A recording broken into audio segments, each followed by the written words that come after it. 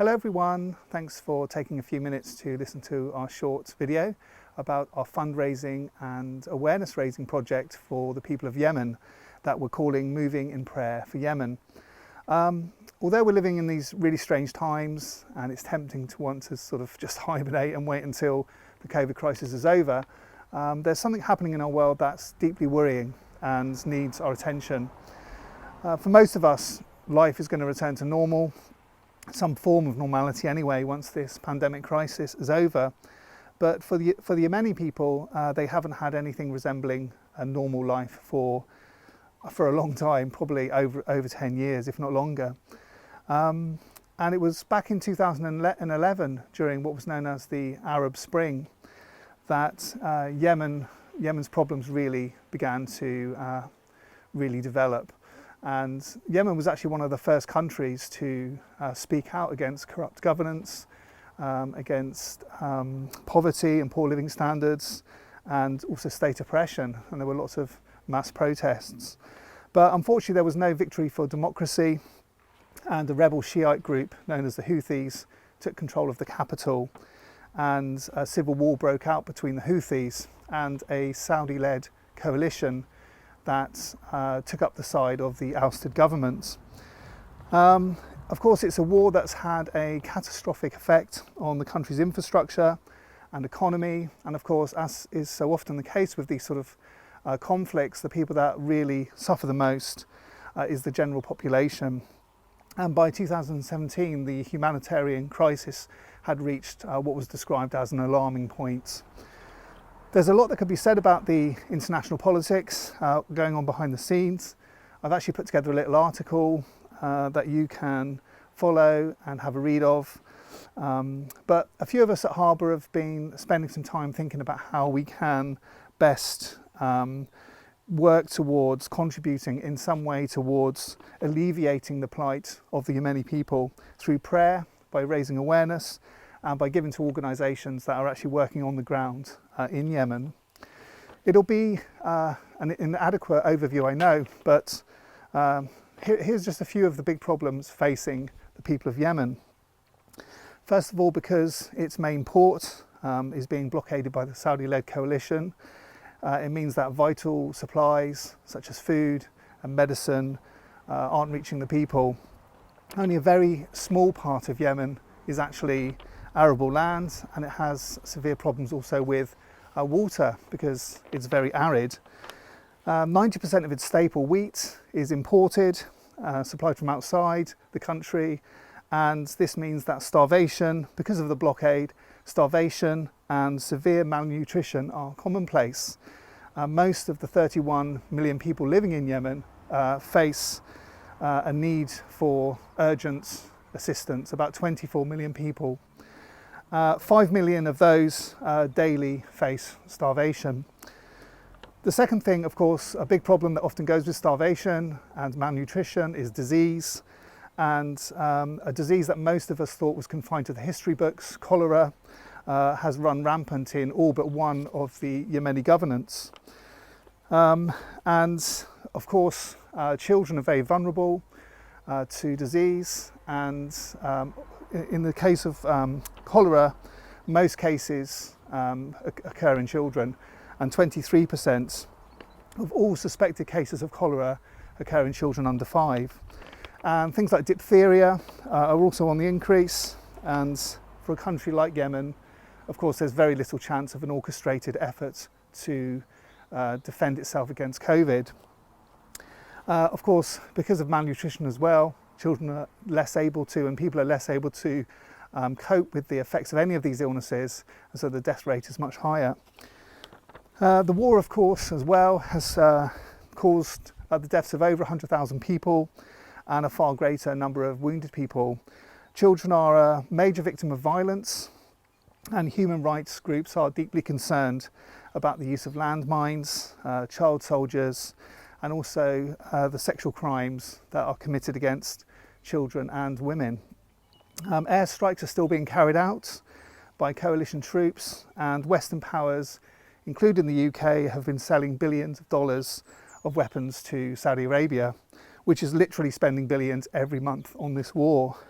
There's a lot more that I could say, but hopefully you can see that there's a genuine need here to reach out in some way and express a bit of loving humanity to these people. I think the very least that we can do is to pray for the Yemeni people, but hopefully we can do a little bit more. We realise it will be a small thing, but we really hope that it can make a difference to someone living in this terrible situation. So I'm going to pass over to Tegan and Caitlin. They're going to tell you a little bit about the sort of things that we're going to be doing to try and raise some money and raise some awareness, and the ways in which you can get involved. And then we're going to hear from Lucy, who's going to tell us a little bit about the charity that we've chosen to support and to get behind. So thanks for listening. Hello everyone! Hello. In response to what Roger just said about Yemen, we would love to invite you to what we want to do about it. So we're calling it Moving for the People of Yemen, and if you have faith, we're also moving in prayer for the people of Yemen. Yeah, so we're gonna be following a virtual route in Yemen, and it's from the port of Hodeidah to the capital of Yemen, which is Sana'a, and Roger's mapped out this virtual route for us, which we'll link below. And the distance is around 138 miles, and the reason we've specifically chosen this virtual journey is because of the blockades at the port that are blocking aid and food and people actually helping Yemen and getting into the city there to help the people. And so this is the virtual journey that we are going to cover here. Yeah.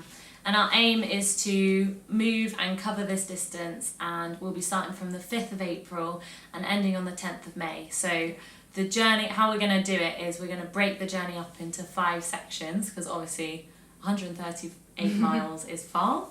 There'll be 5 stages, and each week we'll be doing a different chunk of the journey. Each stage is varying slightly in terms of distance. So you'll be able to sign up for individual stages. Yeah, so that's, like Caitlin said, going to be split across 5 weeks. And to sign up, we've created a form, a Google Doc form, which will be shared in email and all of our social media platforms. And we really encourage you, if you feel prompted to join in. And obviously it's a long distance to cover, so you can either sign up individually or you can buddy up with someone or a group of you. And because COVID restrictions are lifting, we can meet in groups of 6 outside now. So if you want to meet up in a group to cover this distance, that's we really encourage that as well. So there's different ways you can sign up, so check out the form that we'll share with you guys. And for everyone that signs up, you'll also receive a package which gives you an overview of the virtual route that we're taking, that you can refer back to, and also specific prayer points for each stage of the journey to help guide your prayer as you go through it. And also, we really encourage you to share any prayers and any thoughts that you have while you take this journey and while you walk. And once you've completed the distance, we'd love to see any pictures or videos, because it's a real team effort. So it'd be nice to see all the people that have signed up to it. Be great to be updated about it, and you can share photos and videos. And also for people that know about Strava as well, we've created a club that you can join and share your distance and routes on it as well. It'd be great for you to join that too if you have Strava. Yeah, we'll create we've got a doc that we've made, and we'll link all of that below, how to use Strava if you want to join. And the virtual route, we'll share that with you, that Roger's made as well. What else have we got to share? And every week what you're gonna... So at the start of the week, we will share via email and on Facebook page who is involved in doing the journey for each stage. So just so everyone can pray for them, and they can update us as well if if they have any thoughts and prayers they want to share that they've had on their journey, so that would be really great. And then at the end of each week, each stage, I'll share the update on the fundraising, so we can like see how much we're raising each week and the distance covered as well. And and any prayer points towards Yemen. I think we're going to have a bit of a prayer prompter for each stage. So for example, like food prayer, aid prayer, prayer for the children of Yemen, the schools, so forth. So we'll share little prayer pointers each week as well, so everyone can feel involved, whether you're moving or not. For sure. And we also really want to fundraise as well. Lucy will explain a bit more about the charity that we're linking up with, that we're fundraising for and that we're supporting, and also how you can donate to that. Yeah, so I really hope this really inspires you to get involved. It's going to be great. It's going to be across 5 weeks, so we've got a great goal. It'd be awesome to raise funds as well, but obviously most importantly, posture our hearts towards Yemen and be praying for them. So here's your personal invitation from Caitlin and Tegan to move in prayer for Yemen. Yeah, that would be amazing. Lots of love. Lots of love.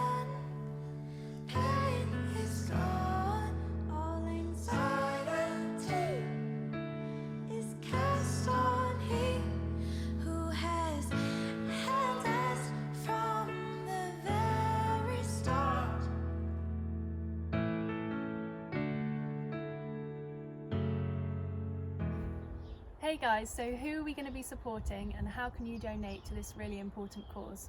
So the charity we decided to support is called Zoa International, and they have quite a lot of established work going on in Yemen. Obviously with the crisis going on, it's quite difficult for charities to be working on the ground there, but Zoa do some amazing work supporting people with their most basic needs like sanitation, access to food, running water, providing toilets, that kind of thing.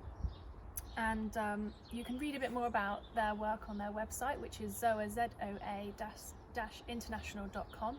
We'll share that with you. So how can you guys donate? Well, we've created a GoFundMe page called Moving for the People of Yemen, which we'll also share with you, and you can donate directly onto that page and it will go to Zoa International. Another way to support is just by donating to our church account. Make sure you just reference what your donation's for, or let Rog know so he can put that money aside for the charity. Any gifts to help the Yemeni people will be really greatly appreciated. So please get involved, and if you'd like to get involved any other way other than donating, then let us know. We're happy to give you more information. Thanks so much, guys.